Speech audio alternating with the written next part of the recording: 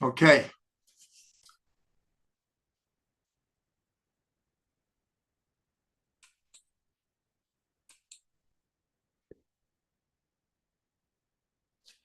Welcome everyone to Fundamentals of Kabbalah and Chassidut.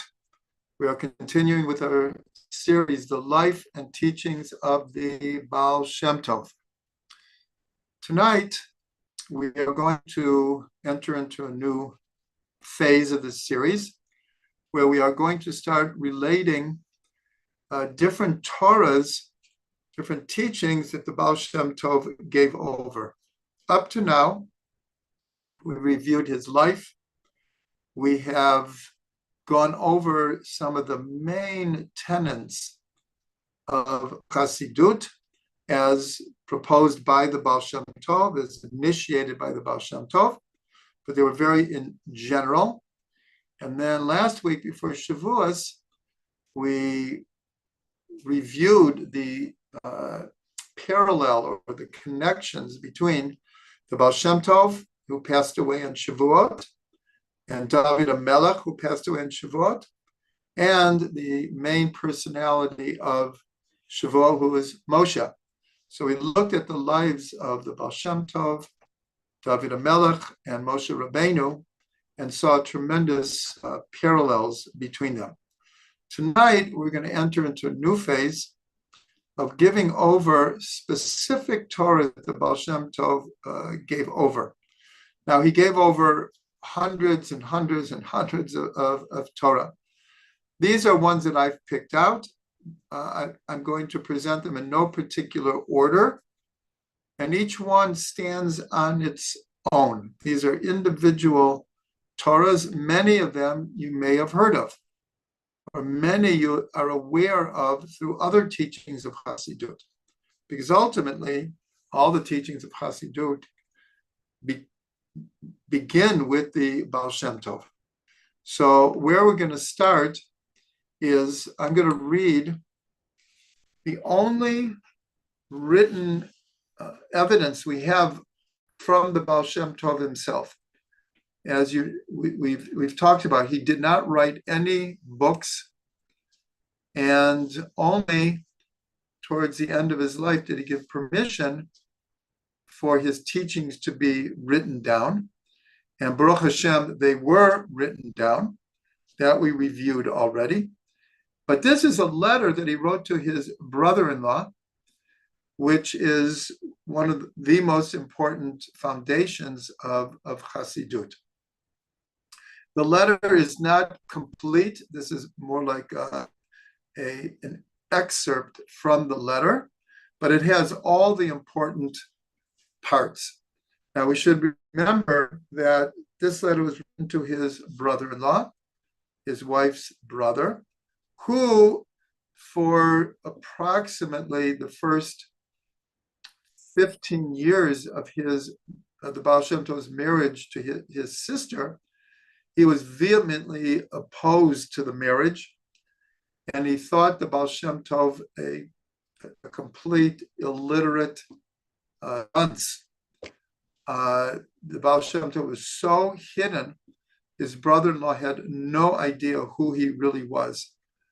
When the Baal Shem Tov revealed himself at age 36, so his brother-in-law, and this is tremendously to his credit,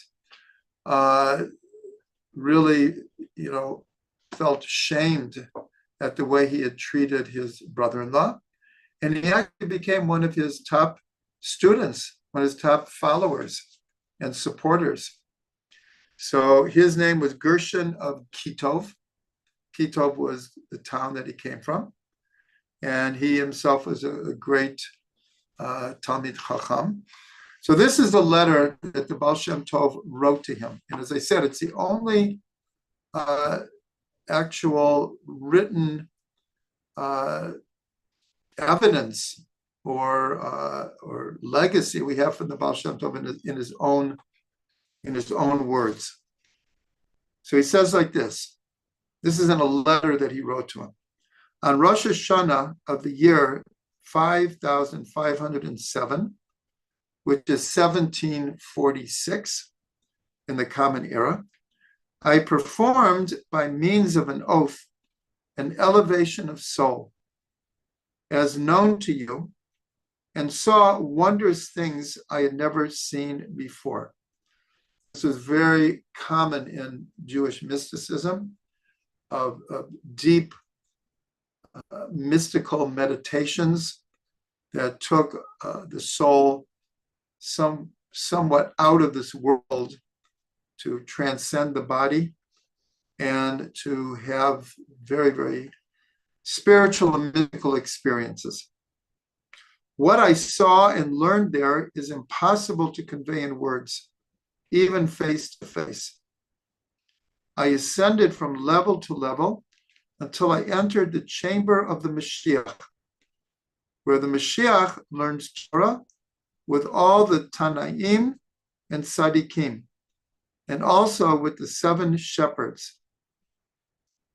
In other words, the Baal Shem Tov was in a very, very elevated state of consciousness, really in a higher world. And he was in the chamber of the Mashiach. I'm continuing the letter.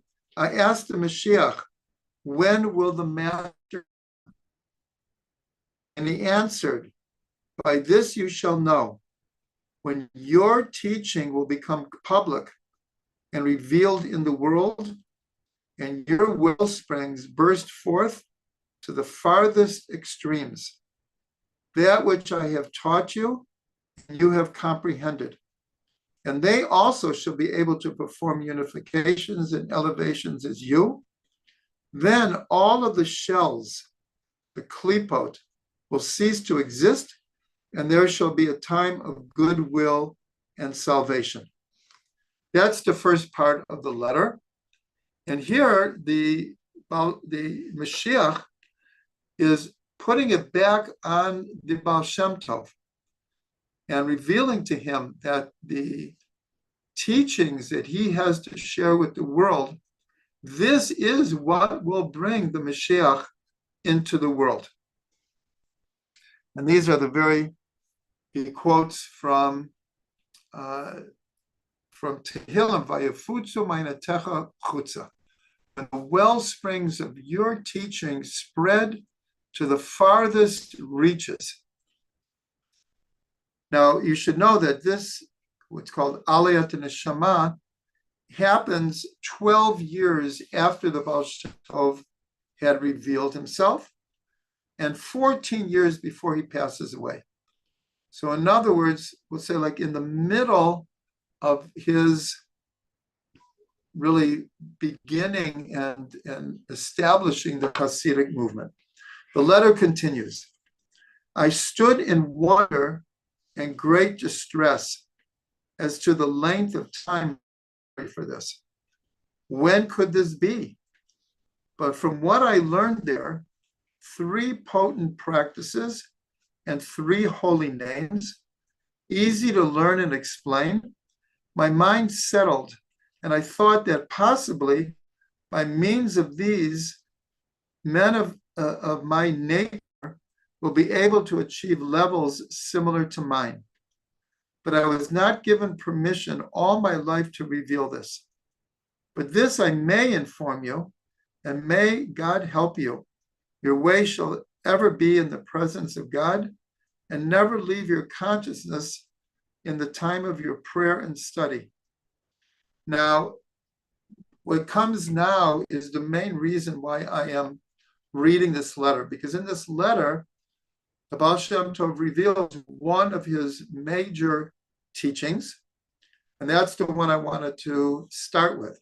So that's why I'm reading the letter. So the letter continues. Every word of your lips intend to unite, for in every level there are worlds, souls, and divinity, and they ascend and connect and unify with each other. And afterwards, the letters connect and unify to become a word, and then unify in true unification in divinity. Include your soul with them in each and every state. and all the worlds unify as one and ascend to produce an intensely great joy and pleasure, as you can understand from the joy of groom and bride in miniature and physicality. How much more so in such an exalted level as this? Surely God will be your aid, and wherever you turn, you will succeed and reach great awareness. Give to the wise, and he will become even wiser. So this is the letter of the Baal Shem Tov. In it, he reveals really one major teaching, and that is that in every letter, there are worlds, souls, and divinity. For this, I want to explain what this means. 1 second.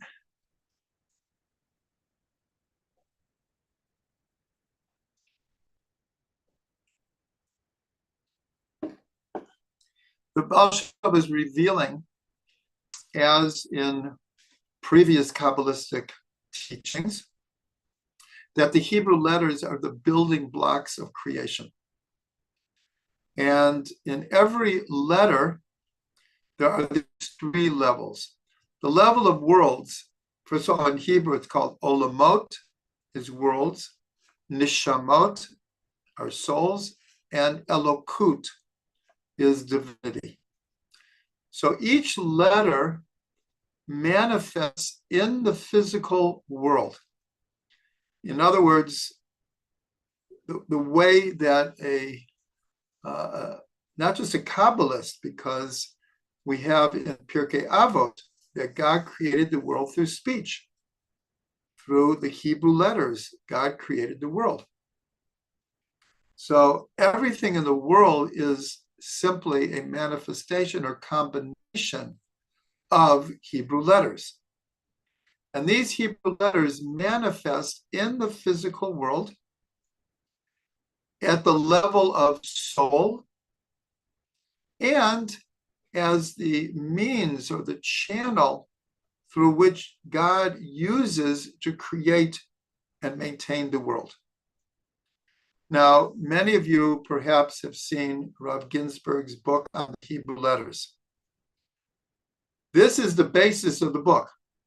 The basis of the book is Rav Ginsburg goes through all 22 letters, and along with these three levels of worlds, souls, and divinity, we have the idea, and this is coming from the Sefer Yetzirah, that each letter has a form, a name, and a number. The Hebrew letters are pictograms. They tell a story. They're not just symbols of a sound, like A, B, C, D. Each letter is a form, it's a shape, and it tells a story. It has tremendous significance. Each letter has a name. Aleph means something. Bet means something. Gimel, Dalet, etc. Each name has an energy and also is telling a story. And then we know that each letter has a numerical value. And so Rav Ginsburg puts these two teachings together, that each letter has a manifestation in worlds, souls, and divinity. And all three of those levels are manifest in the form, the name, and the number. You'll excuse me for a second. Oh, it's right here. So I'm just going to try to give you an example. This happens to be the Aleph. So here you could see that the top level, this is the form. And then it explains how the form of the letter Aleph manifests in the world, the physical material world, how it manifests in the experience of the soul, And what is its divine, godly energy that is used by God to create and maintain the world and reveal itself through the Torah. So that's the form. Then you have the name. The name Aleph, like I said, means something. That meaning is manifest in the physical material world on the level of the soul, especially the intellectual, emotional, behavioristic levels of the soul, and as a channel of God's will. And the same thing with number. Each number, the number one, has a manifestation in the physical world. It has a meaning in the soul, and it has a meaning as pertains to God. Here, we cannot really go into the secrets of the Hebrew letters, but here's an example. This is a teaching from the Baal Shem Tov. The title of the book is The Hebrew Letters, the Channels of Creative Consciousness. I think you can see it here. By Rav Ginsburg. This has been reprinted many, many, many times. And I had the great, great privilege to assist Rav Ginsburg in writing this. This goes back to the years 1987 and 1988. That's when the book was written. And it was a tremendous privilege, let's say that. So that's the first idea here. And it's such a deep idea, especially everyone should have this book. This is one of the most classic books on the Hebrew letters ever written. I encourage everyone to get it. I'm sure it's on Amazon or the Galei Nai bookstore on their website. So that is coming directly from the Baal Shem Tov. The idea that every letter manifests in worlds, souls, and divinity. So this is like a ladder. These are the rungs on the ladder. And the significant thing is that the soul is in the middle. The soul is the connector between above and below, between God and the physical world. That is in a sense, the task of the soul, is to connect the upper spiritual worlds with the physical worlds. And that is, in a certain level, if we're talking about form, that is the form of the Aleph. This represents the upper worlds. This represents the lower worlds. And this is the soul and the Torah, which connects them together. These are the upper waters. These are the lower waters. And this is the firmament. This is the story of the second day of creation. Like I said, right now is not the time really to go into the details of the Hebrew letters. But when you learn it according to this model, then the idea that each letter is truly the building blocks of creation. When you understand how each letter manifests in the physical material world, how it is the animating force of the soul, and it is the means to which God creates and reveals himself in the world. So that's the first teaching from the Baal Shem Tov. As I said, we're going to now continue with individual teachings, and each one stands on its own. So the next one, and again, this is just the order that I jotted down my notes. Okay, since this talked about a model of three, world, souls, and divinity, there's another important model from the Baal Shem Tov, and this is a one particularly that Rav Ginsburg has picked up on and is used for 50 years of teaching, and that is from the Baal Shem Tov, that every process, and many of you have heard me teach this in different contexts many times, that every process goes through 3 stages: Hachna, Havdalah, and Hamtaka. Hachna'ah means submission, Havdalah means separation, and Hamtaka means sweetening. So what did the Baal Shem Tov mean by this, and how is it practical? It's super practical. It is super practical. So we'll take a practical example of a person wanting to accomplish a certain task.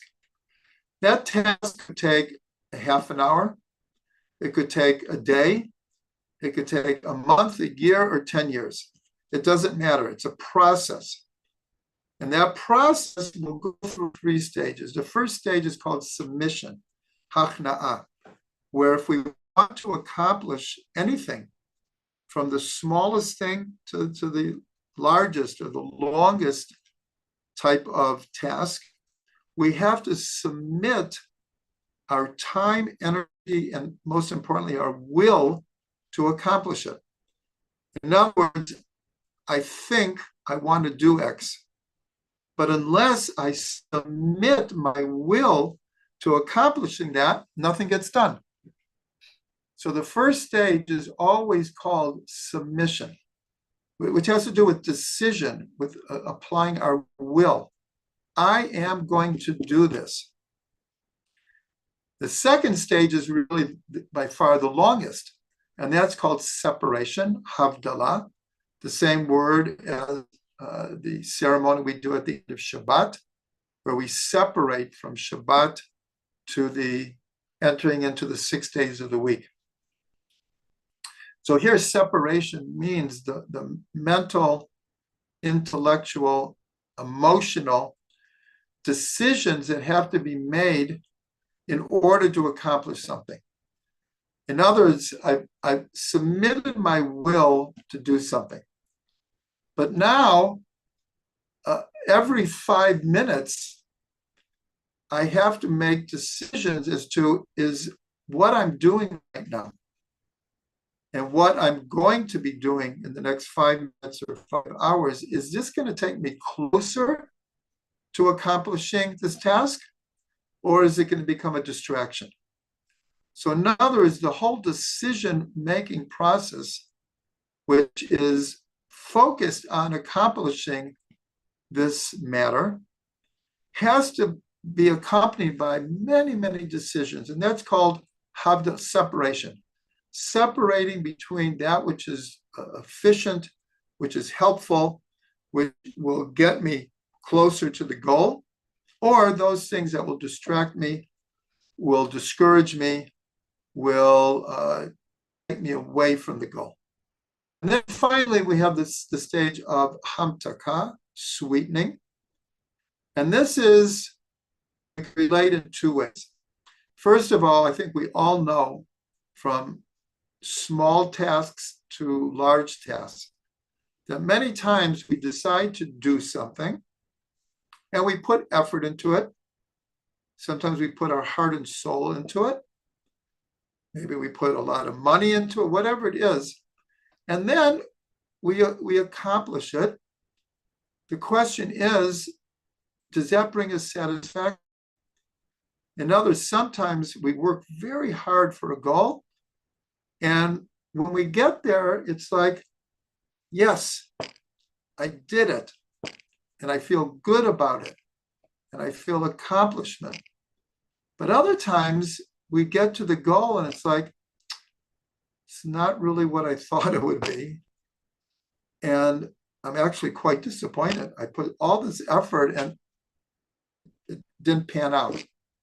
So the stage of hamtaka is to get to the goal and be satisfied with it, to feel fulfilled with it, and to have the feeling of an acknowledgement that, thank you, Shem, for the opportunity I had to do this, for the help that you gave me, and I feel very satisfied, but I recognize it's all because of your help.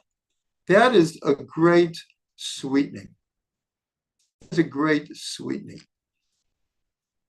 So this process, I have heard personally or read in Rob Ginsburg's books, he has used it hundreds of times to explain almost you name it. Any kind of process will go through these three stages. And it's very, very helpful that when we're about to embark on a new plan, idea, goal, to keep these three stages of the process in mind and to use them to actually accomplish what we want to accomplish and then be happy with what we actually do.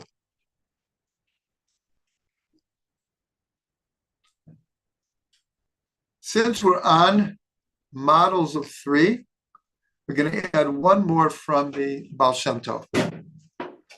And that is, and it was just the Haftorah, it was in the Haftorah for Shavuot, and that is the vision of Ezekiel, commonly referred to as Maaseh Merkavah, the workings of the chariot. The first chapter of Ezekiel, one of the most mystical chapters in the entire Tanakh. That was the Torah for Shavuot, because the experience in Shavuot was a totally mystical, miraculous type of mass experience of the Jewish people. In that vision, he mentions a number of times seeing this energy he called Chashmal. Chashmal, Rav Ginsburg says, is the most mysterious word in the Tanakh and the most paradoxical. Because Chashmal, the first syllable, Chash, means silent, and the second means speaking, mal. A word in Hebrew is called milah. So it's the speaking silence, the sounds of silence. It's a very paradoxical idea. So what did the Baal Shem Tov add to this? What he added was that any time that you have opposites, and Chashmal just happens to be what we would call the archetypal model of opposites, silence and speech simultaneously. And so anytime, according to the Baal Shem Tov, you have opposites, there will always be a middle intermediary stage or link that will link to the two opposites and will create a synergy between them. This we see very clearly in the Sfirot, where you have the right column, which is, we'll call it the column of Chesed, you have the left column of Gevurah, but then you have the middle column that unifies the opposites. And so the Baal Shem Tov just took that idea and he applied it to Chashmal. And he said we could really read it Chash Mal Mal. Why two mals? Because mal actually has two meanings. One, Chash, means silent. The second one is from Brit Milah, the covenant, the circumcision. And so, because mal has two meanings, he taught, read it Chash Mal Mal. In other words, all opposites, we want to identify a middle unifying force that will bring them together. Now, what's interesting here is that these two models of Hachna'ah, Havdalah, and Hamtakah, submission, Havdalah, and sweetening, follows almost exactly Chash Mal Mal. Chash, silence, means there's a deep connection with submission, that we don't make a big deal of everything that we're about to do. We just make a decision and we do it. Most of it is happening silently. So Mal is very connected, silence to submission. Separation, Havdalah, is connected to Milah. The idea of Brit Milah is you're cutting off the foreskin. You're making a separation, literally cutting it away to reveal the male organ. So this cutting away, you're separating what's called the klipa, the shells. And the Baal Shem Tov mentioned that in the letter. The idea of transcending the shells of this world. This world is, the physical material world is covered with many, many klipot, many shells and obstacles. And then the sweetening is the second mal, is the speaking, the freedom of expression. That is the sweetening. So this is a very, very important teaching of the Baal Shem Tov, especially this idea that all opposites we should try to identify and try to mentally kind of like figure out how to bring opposites together. What's their common middle ground that we can bring them together? Of course, this is the secret of the Sfirot. So in all the teachings of the Baal Shem Tov, he takes very, very Kabbalistic teachings and he tries to translate it into different models and processes and examples that we can incorporate in our own lives. Chaim, Chaim.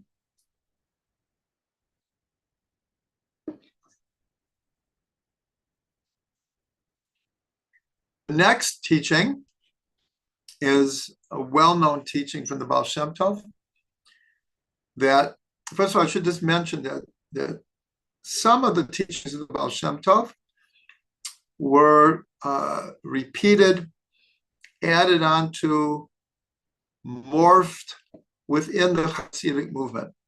Many of the other teachings of the Baal Shem Tov became very universal and entered into the mainstream of Jewish thought.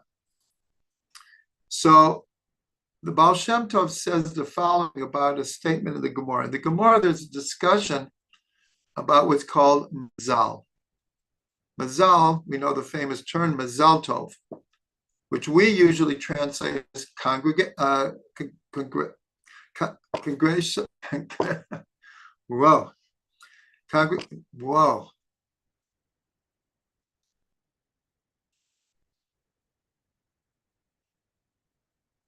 I'm having a senior moment here.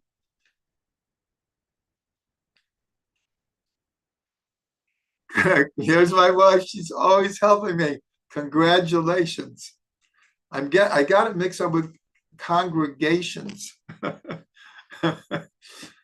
So that's how we usually translate mazal tov. But literally, mazal is connected to the what are called the mazalot, the astrological signs, the planets, astrology. That's literally what it means. Mazal tov means the stars should be with you. You should have good fortune in connection with the stars. So this brings us, or it could bring us to a whole discussion of Judaism and astrology. I'm not going to go to that place right now, but I'll just mention in short, the Gemara is full of discussions that treat astrology in a positive way. In other words, there is a recognition to this day that there is something about the energy of the constellations, of the stars, and their influence upon us. Just an example is the human body is made up of 90% water. Every cell is 90% water. We know, for example, the physical material influence that the moon has on the tides. It's real. In other words, whether we call it the moon or we call it gravity, however we talk about it, the moon, depending on what position is in the sky, will influence the tides. But since the human being is made up of water, there's a connection to an influence on a human being also. And so the Talmud recognizes that there are influences from the stars. What is forbidden in Judaism is to treat astrology as a means of establishing the future or establishing one's actions and using it in a magical sorcery kind of way. That is forbidden. But to understand that there is an influence is considered not just permissible, it's realistic, it's part of reality. Nonetheless, in this discussion, the sages say, Ein mazal liyisrael. There is no definitive influence of the stars on the Jewish soul. So what do they mean by that? What it means by that is that even if the stars have an influence, it's not deterministic, and it is not final, and it is not something that we should base our lives on. We are ein mazalis. There's no influence from the stars because we can transcend through good deeds, prayer, charity, thought, connection to God. We can transcend any of those physical material influences. So the Baal Shem Tov added something to this. He just read it literally. Ein mazal Yisrael. Well, ein, we could read it as part of the term Ein Sof, the infinite one. Ein means the infinite nothingness from which all somethingness comes from. So the Baal Shem Tov read it not in the negative. There is no mazal to Israel.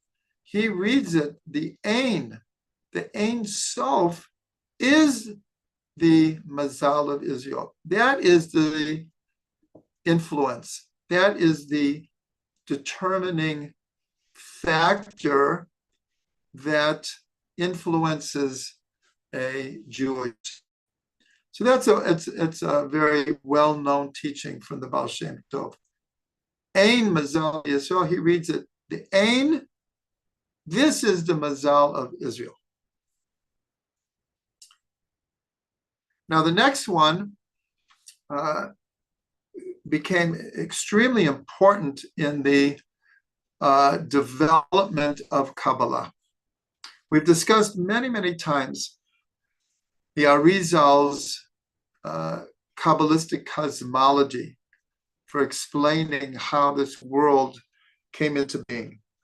And that is through the concept called Tzimtzum, contraction, where the Arizal explains that when the infinite God, before time, before space, before anything, only the infinite presence of God existed. And now God wants to create a finite world. The question is, well, where will the finite world go? If everything is part of the infinite oneness of God, how can you have something other than God, something seemingly independent of God? And so the Ari explains that God contracted his infinite being. This is what's called the tzimtzum, the contraction, and created it's called chalal panui, a empty, open space where the finite worlds could be created. So that was the teaching from the Arizal. When the Arizal passed away, we have to remember, he was only in Sfat for 2 years and 6 months,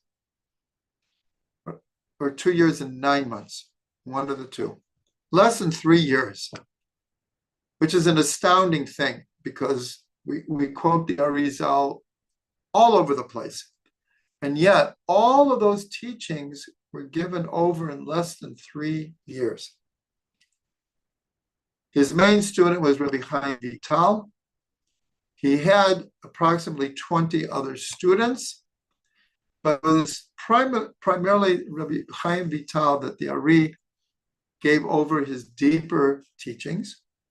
After he passed away, Rabbi Chaim Vital tried to collect all the notebooks, all of the notes that the different students had taken, because he felt he was the only one who had at least the most complete understanding of the Arizal.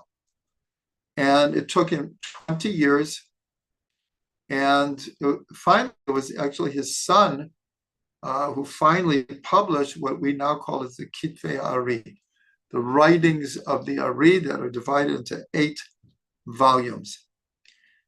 And many times in the Kitvei Ari, Rabbi Chaim Vital admits that he gives over a certain teaching, and he admits that he didn't fully understand it, or he didn't hear the end of the teaching, or he wasn't privileged to have the complete idea.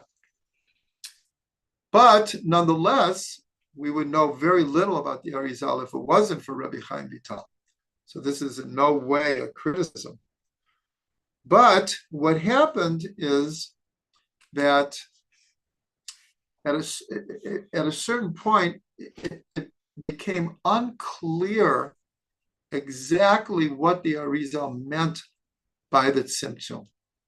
And so the debate was the tzimtzum kipshuto, meaning that God actually did completely remove himself from this empty space, and then reintroduced through what's called the kav, the infinite light of God that would now create the finite worlds. Or was the tzimtzum lo kipshuto, not literal? Not literal. It was more a figurative, metaphoric paradigm in which to understand the creative process.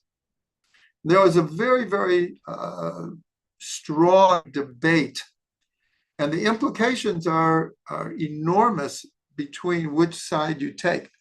Because the side that says that it was kipshuto, that it was quite literal, implied that in this world there are things and places and situations that do not have a godly presence.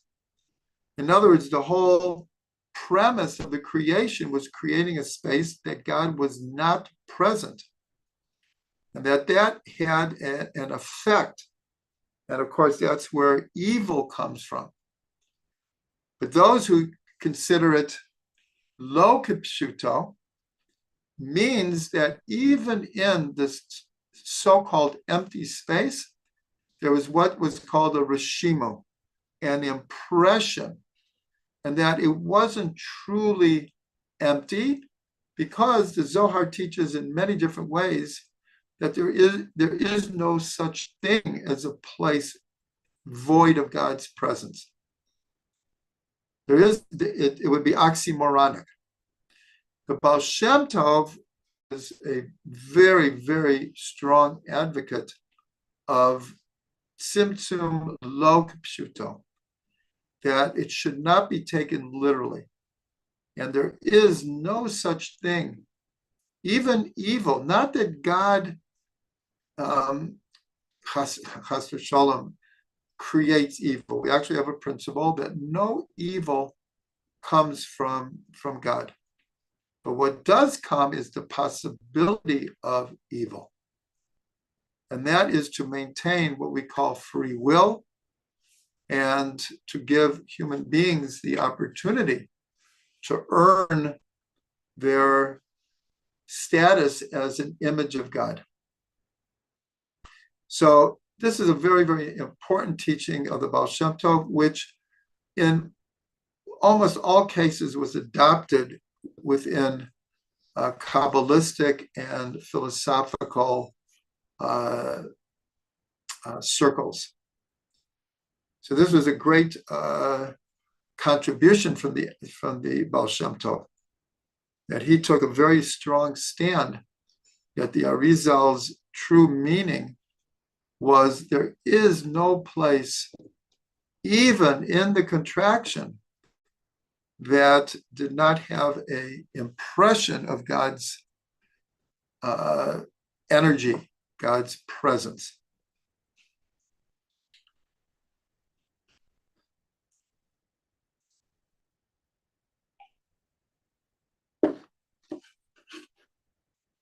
The next idea is,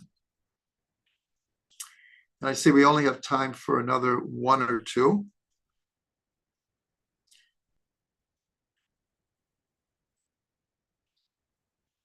Okay, so I'm going to do two quickly. One is this idea, person is where their thoughts are. A person is where their thoughts are. And this is very practical, because it's very, very possible that half the people listening to me right now, their minds are actually in another place altogether. I don't know if this is actually true, but we know it about ourselves. We know it very well that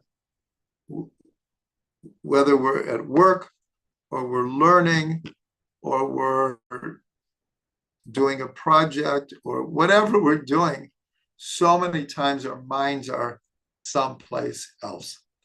So the Baal Shem Tov just said very simply that we should have the awareness you are where your thoughts are. And then he adds to this idea of think good and it will be good. So this is a very, very common term in modern psychology.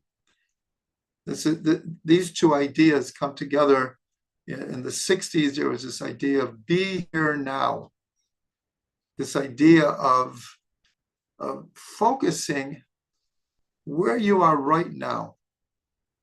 Of course, meditation is it's an attempt to channel, to harness our thoughts to be focused instead of here, there, and everywhere. And this idea of think good and it will be good. So this is a fundamental idea in modern psychology. This idea that learning how to think in the positive, look at ourselves in the positive, to look at our situations in life in the positive. And when we do that, it will be good. But if we see the world through dark glasses, through sadness, depression, low self-esteem, anger, jealousy, that's how the world is going to appear to us. And then it's not a very friendly world at all. Not a friendly world at all. So the Baal Shem Tov was telling us two very important things. You are where your thoughts are. And so if you want to be in the present, you have to be in the present. Can't be daydreaming. You can't be coming up with all kinds of fantasies. That to be here now, to be focused, and most important, to be positive. If you think good, it will be good. And as soon as we start thinking in negative terms, our heart will follow. And before we know it, the horses are racing, and we're off to the races of negativity. So we'll end with a blessing tonight, end with a blessing that we all learn, and it's not easy. It is a challenge to think good, and it will be good. It's a 24/7, even in our dreams. If we go to sleep disturbed, depressed, and sad, most likely our dreams will reflect this very strongly. So we should all be blessed to think good, and may it truly be good.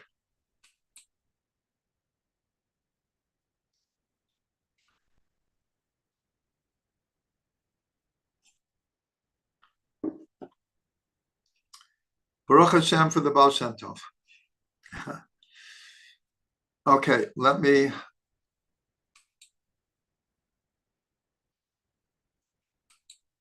unmute everyone. Okay, everyone is unmuted.